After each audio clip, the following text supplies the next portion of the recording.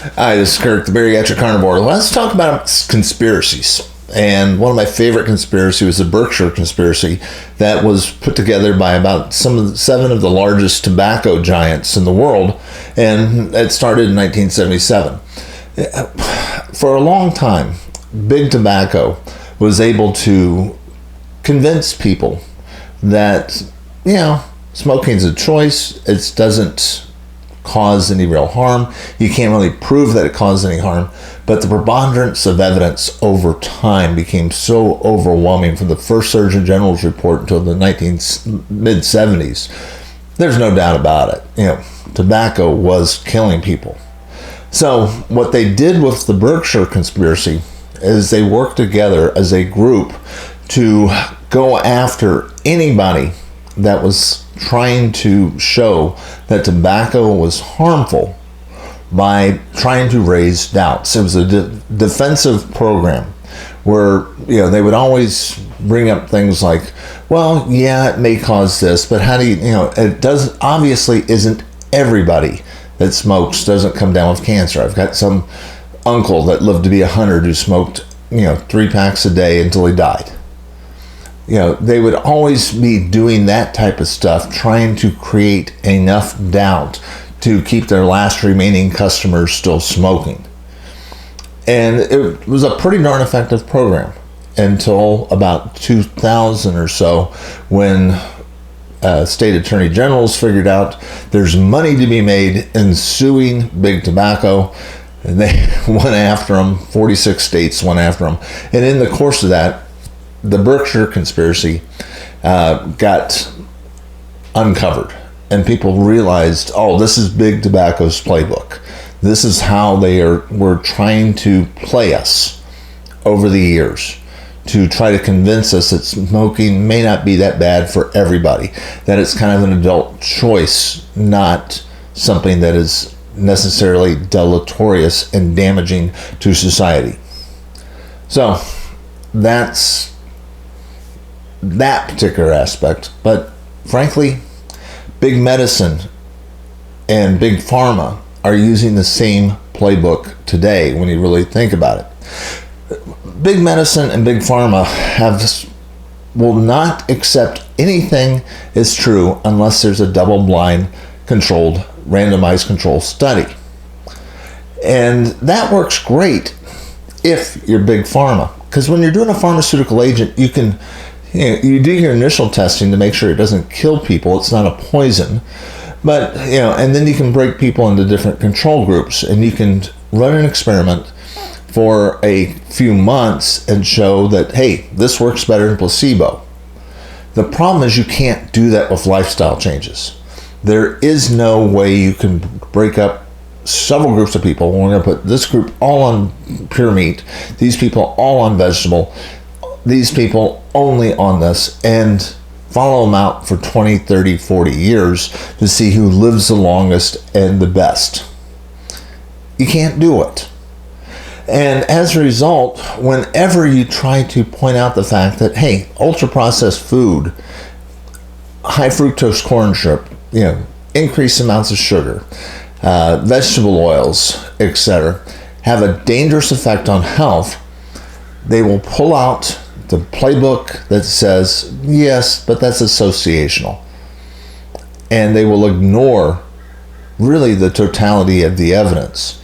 I mean, if you think about it, at the beginning of the 20th century, these products just didn't exist. But guess what else didn't exist? Widespread obesity, widespread type 2 diabetes, widespread heart attacks, widespread dementia. But after these products were introduced into the marketplace within 30 years, all these things start to grow and have grown to epidemic proportions, as now nearly 80% of our diet comes from ultra-processed foods. I think there's a link, but because there's not a double-blind study, big medicine, big pharma throw up their hands saying, well, it's not, and big food throw up their hands saying it's not our fault, and you can't prove it. And, there's all these other possible explanations, maybe environmental toxins, they're blaming meat. For goodness sakes, they're saying that meat causes heart disease, even though we were eating that since day one of Homo sapien. I mean, we've been doing meat for a very long time. We didn't have these rate of heart attacks. We didn't have these rate of obesity. Why are you blaming the thing that we've been eating all the time? That is beyond idiotic to me. But that's kind of the Berkshire conspiracy that allows big medicine and big food and big pharma to keep getting away with all their stuff. The reason why I bring up big pharma is there's another aspect of this that you need to be aware of. Do you realize that starting at age 15, the average woman in this country begins her process of going on drugs for an extended period of time?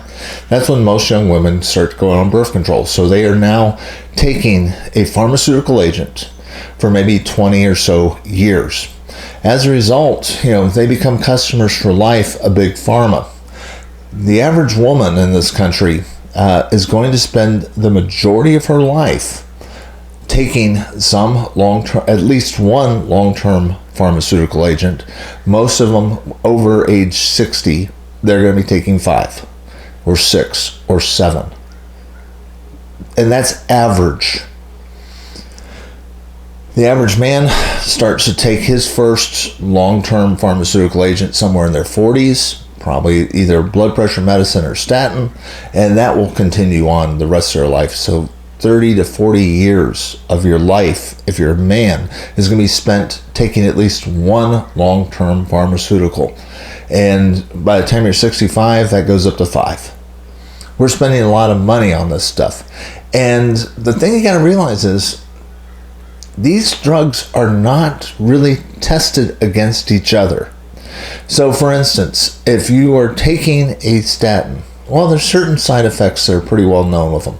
Muscle wasting, muscle cramps, and stuff like that. And if you're only taking a statin and you have those side effects, you know what caused it. But if you're taking a statin as well as blood pressure medicine, okay, what's causing it? I don't know. It could be either or, it could be the combination. And all these chemicals all have different effects and are going to create different effects in the body. And how they interact with one another, maybe with AI, we will start to be able to figure out how these different drugs do it. But for right now, we don't have it. The other bad thing about Big Pharma's influence in this is, in the way modern medicine works, is nobody is there to work with you to deprescribe medications. And that can be a problem because we don't have a lot of research for anything that goes on. If you've been using a antidepressant for more than 3 months, you can probably quit and you won't have any withdrawals on it, because that's how long they were tested for. And there's very few withdrawals for people that took it for just those 3 months during the trial. But that doesn't mean that when you've been taking it for a decade or more, there's not going to be some really weird effects.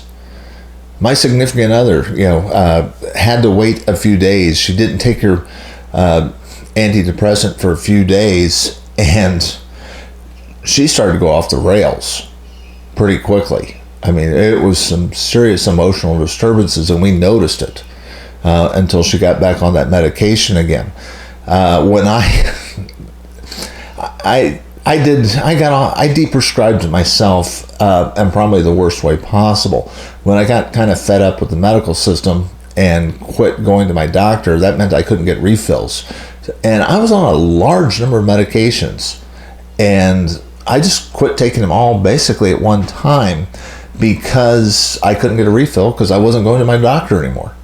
And as a result, it took maybe years to really overcome all the, I think, deleterious effects of the withdrawals. I mean, I've been taking antidepressants for nearly a decade. I've been taking Adderall for over a decade. I was taking things like PPIs for my stomach for a very long time, even though those were really only designed to be used for 3 weeks. My doc said to keep taking it every single day, and I did. And that's inherently going to create mineral deficiencies and vitamin deficiencies over time. That is a known side effect. But nobody told me about that. Thankfully, we now live in the internet age, and you can look these type of things up. And there are sites where there are people that really work with helping people overcome withdrawal issues. Now look, some withdrawals are more serious than others. If you're taking benzos, if you're taking opioids and stuff like that, that can be life and death type of things if you try to go off those. So don't try to go off those suddenly. But I do want to remind you of something, and that is Purdue Pharma and OxyContin. See, OxyContin, when it came out, unlike morphine and other drugs like that, it was supposed to be non-addictive. You know, even though it was a very powerful painkiller, and they had short-term testing showing that people could take it short-term, you know, for pain, and there were no withdrawal side effects, and everybody was all excited about that it was different than taking the regular opioid stuff, and people, you know, and doctors started prescribing it like water.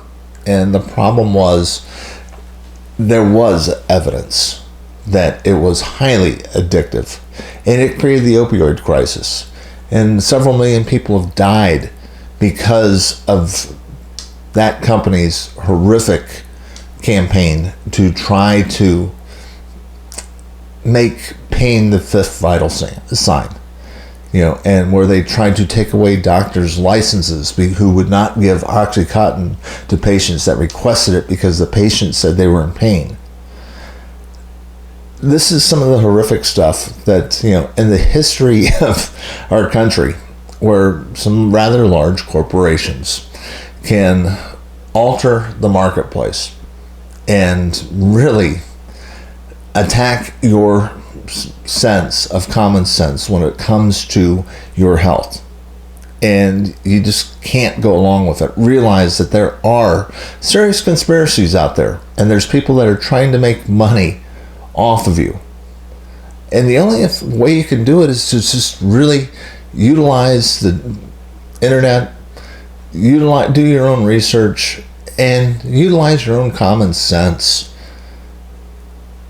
It's the only protection you've got for your health, because if you're really relying on double-blind studies from Big Pharma, remember they have serious limitations. They're only doing short-term trials. They're not looking at this stuff for life. They're not seeing how it affects you, and they're not looking at how it affects the other chemicals that have already been prescribed to you, and the other ones that you're taking now over the counter that used to be prescriptions.